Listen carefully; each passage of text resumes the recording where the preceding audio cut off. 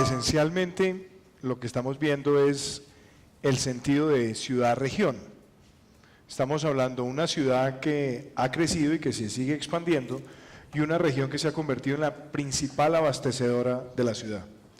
Si nosotros miramos los aportes de la sabana en términos de la seguridad alimentaria de Bogotá, más del 40% de los alimentos que se consumen en Bogotá vienen de la sabana. Si nosotros miramos el número de estudiantes que recibe Bogotá, una parte cada vez más incremental viene de la sabana. Si nosotros miramos la movilidad de transporte carretero que entra a la ciudad, un gran porcentaje se origina o tiene un destino en la sabana. Y fuera de eso estamos viendo una gran expansión desde el punto de vista de urbanización y empresarización hacia esta región, no solamente pensando en Bogotá, sino también pensando en cómo se van acortando las distancias con otras regiones del país. Entonces yo empezaría por ahí, pero también quisiera plantear unos temas para provocar el debate. Nosotros estamos viendo esa confluencia, pero las decisiones políticas están divorciadas. Y esto lo he hablado, por ejemplo, con uno de mis compañeros que está acá, con el representante Rubén Darío Molano, que a diferencia de otras ciudades, el gobernador de Cundinamarca no es votado en Bogotá. Los bogotanos no podemos votar por el gobernador de Cundinamarca. Entonces no estamos votando por quien va a tener una decisión política en cuyo futuro pueden recaer decisiones estratégicas para la ciudad y viceversa. Entonces, por ejemplo, si nosotros estamos pensando en la movilidad de Bogotá 30 años adelante, esa decisión no es solamente del alcalde de Bogotá, tiene que ser pensada, planificada y discutida con los alcaldes de la sabana. Entonces, primer tema que yo quisiera plantear acá, es urgente hacer esa articulación de la ciudad-región, empezando por ese principio. Y segundo, que todos los planes futuros de expansión, de urbanización y desarrollo empresarial también vayan conectados el uno con el otro. Yo creo que esas son dos cosas para empezar. Y cerraría con esta otra. Bogotá se ha convertido en el 60% del PIB de servicios de Colombia. Y la sabana de Bogotá se va a convertir en el principal abastecedor de ese PIB de servicios. Entonces, la forma como se desarrollan las empresas, el manejo del agua, el manejo de la tierra, y también voy a decir una cosa muy cruda, derrotar la corrupción que hay en el manejo de los planes de ordenamiento territorial en la sabana va a ser fundamental para la planificación de este país. Yo empezaría por ahí, yo dejaría esos tres temas y cierro con ese tema último de los planes de ordenamiento territorial. Nosotros no podemos seguir viendo en la sabana contratistas que fletan candidatos a los consejos y candidatos a las alcaldías y después cuando los eligen les dicen hazme un favor y me cambias el uso del suelo para yo beneficiarme. Esto se ha convertido en un hecho generalizado y una forma también de contenerlo es en esa integración de ciudad-región.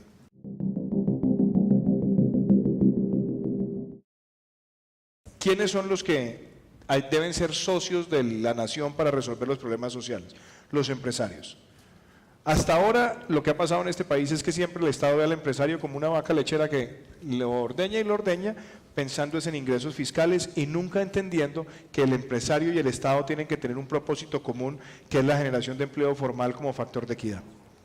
Entonces tenemos hoy, por cuenta de haber derrochado una bonanza petrolera, se acabó la bonanza, cambiemos petróleo por impuestos, tasas de tributación para empresas de ingresos de más de 800 millones de pesos, una tasa del 40% de renta. Y fuera de eso, hablemos sobre lo que yo llamo el cerco normativo. Colombia en los últimos 16 años, un poco menos de 16 años, ha producido 68.000 resoluciones, 17.000 decretos, más de 2.300 circulares. Eso muestra que genera una incertidumbre constante en las reglas de juego. Y si a eso le agregamos la incertidumbre local, es todavía peor, porque entonces es el proceso extorsivo que generan esas mangualas entre contratistas, alcaldes y concejales para empezar a atentar contra el desarrollo del sector privado.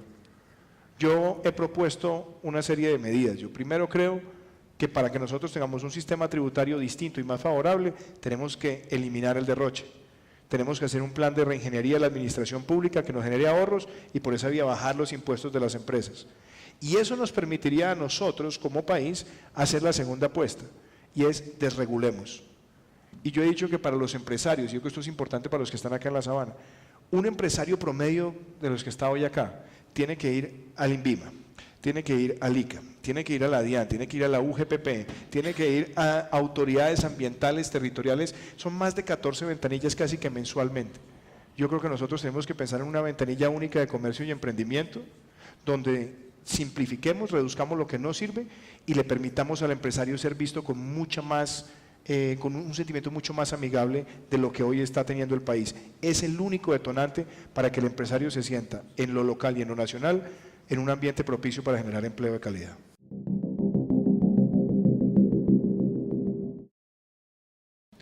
Yo creo que hay diferencias claras entre municipios. Y yo creo que eso es importante hacerlo, y además aprovecho la ocasión también para mencionar que esta primera parte de la conversación, escuchando a las dos personas que me antecedieron, pues primero hay una visión clara, hay una visión.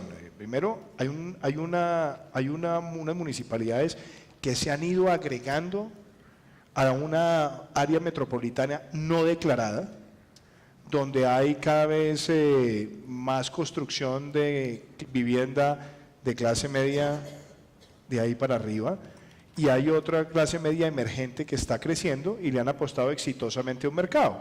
Yo creo que la experiencia de Fontanar es fascinante, y si uno mira lo que aportan las grandes superficies o los centros comerciales a la economía de este país, es una locura, es gigantesco, estamos hablando de billones de pesos, que además empiezan no solamente a conectar con esa demanda de entretenimiento y de esparcimiento, sino que también va conectada con la oferta de servicios en todo sentido.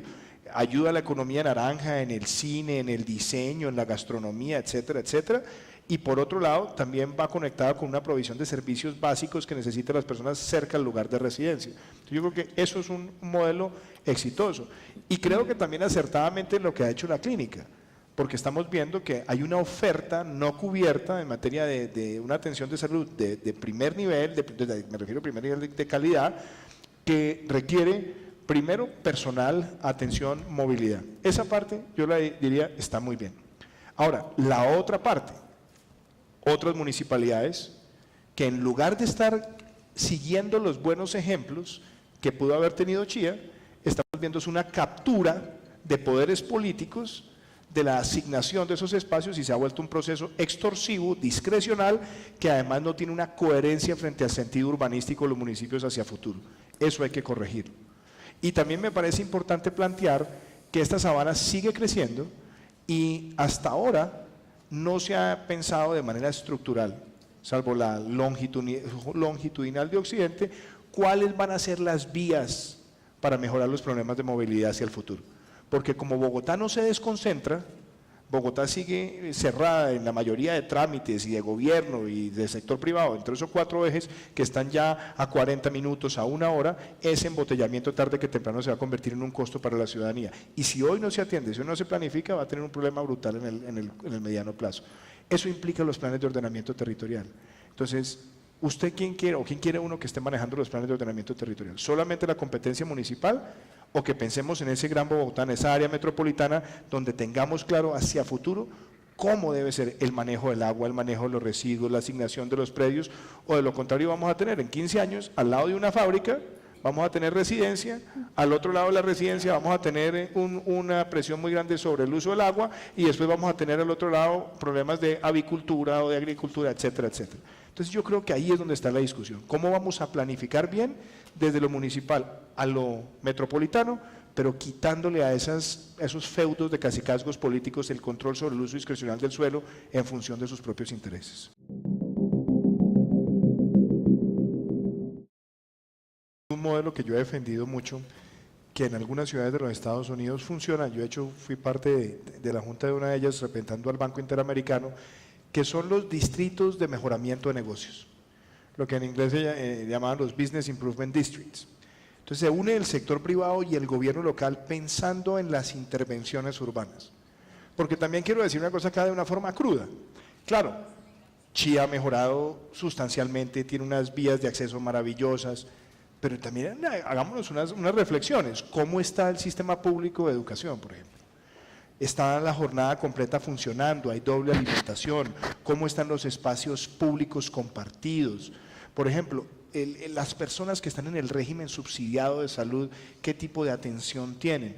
Yo creo que hay que involucrar cada vez más al empresariado en esa supervisión y en esa complementariedad, porque inversiones tan grandes como las que acaba de hacer, por ejemplo, Postobón, inversiones de 400 millones de dólares que van a generar unos ingresos por predial, pues hombre, yo creo que lo mínimo es que el sector privado también participe en cuál es el mejor uso de ese impuesto predial, pensando en el presente y en el futuro también de la calidad de los servicios sociales y la infraestructura de los bienes públicos básicos, y yo creo que ahí la Sabana, en algunos casos, tiene estándares bastante disímiles.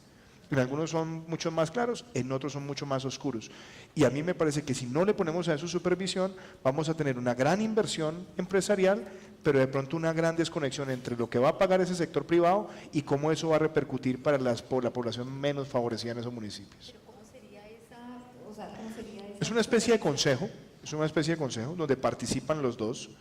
Y en las áreas donde está presente el sector privado ayuda, primero, a diseñar los planes de desarrollo urbano. Segundo, ayuda a mirar la supervisión de los servicios sociales para la población más vulnerable. Tercero, participa en abrir oportunidades para servicios alrededor de la infraestructura que tiene el municipio. Entonces, por ejemplo, Fontanar, la verdad no digo no porque esté aquí en el panel, pero es un centro comercial de primer nivel, ¿no? Lo ve, estamos hablando de estándar mundial. Y Fontanar termina siendo un espacio para los restaurantes, un espacio para las boutiques, un espacio para los diseñadores. Entonces, hacer constantemente ferias, invitando a todo ese personal que está en la participación de la economía creativa, es una forma también de traer turismo, de traer nuevos visitantes, de traer nuevo incentivo para inversión en el municipio.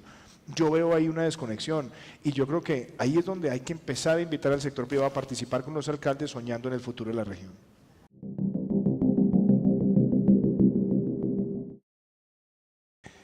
Aquí es donde está la discusión, porque yo también lo pienso, doctor Cavalier, desde la óptica del dilema del alcalde. El dilema del alcalde es muy complicado y retrotraigámonos 20 años atrás. Yo voy continuamente a distintos municipios de Colombia. Recientemente estuve en Boyacá en una gira larga y entonces estuve en Isa. Isa es una joya que tiene Boyacá. Y entonces el alcalde me dice, oiga, mire, se me está viniendo ya mucha gente a hacer urbanizaciones muy bonitas de estrato 6, de gente de Bogotá que se quiere retirar y demás. Y entonces él dice, a ver, no los dejo construir porque no tengo la forma de llevarles el agua, pero ellos están dispuestos a resolver ellos mismos su problema de agua. Y además si la construyen, me llega un ingreso a mí adicional por predial que hoy no tengo, con lo que me permito hacer una serie de inversiones sociales o cualquier otra cosa. Eso fue lo que le pasó a la Sabana 20 años atrás. 20 años atrás, cuando empezaron a llegar las grandes inversiones, ese era el dilema. Ahora, hoy, la cosa es totalmente distinta. Pero pensemos lo que usted me acaba de decir.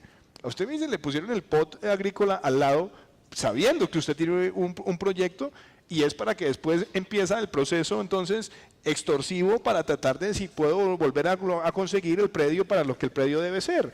Llamemos las cosas por su nombre, es que yo creo que hay que llamarlo por su nombre para entender cuáles son los problemas reales a futuro. Ese es uno. Y el otro tiene que ver con los temas de movilidad. Es que el problema de la movilidad aquí está identificado hace más de 15 años. El tren de cercanías llevamos 15 años discutiéndolo. Desde la primera administración de Enrique Peñalosa. ¿Por qué no se ha podido? Porque no hay un sentido de ciudad-región, porque la decisión depende del alcalde del municipio y no de una visión metropolitana. Entonces yo creo que estas son las discusiones, y cierro con esto. ¿Cuántas de las personas que viven en Chía, realmente se preocupan por los asuntos de Chía? Entonces hay mucha gente que viene a dormir a Chía y tiene una casa en Chía y hace asados en Chía, pero vota por el alcalde en Bogotá y no está pendiente de cuál es la decisión política local. Yo creo que también hoy es el momento de que quienes estamos habitando en estas zonas podamos decir, a mí me interesa participar de las decisiones de lo local. Y las decisiones de lo local también tocan lo metropolitano. Ahí hay que hacer unas reformas de fondo para articular y planear bien. De lo contrario, vamos a seguir con la chambonada permanente y la captura de intereses políticos.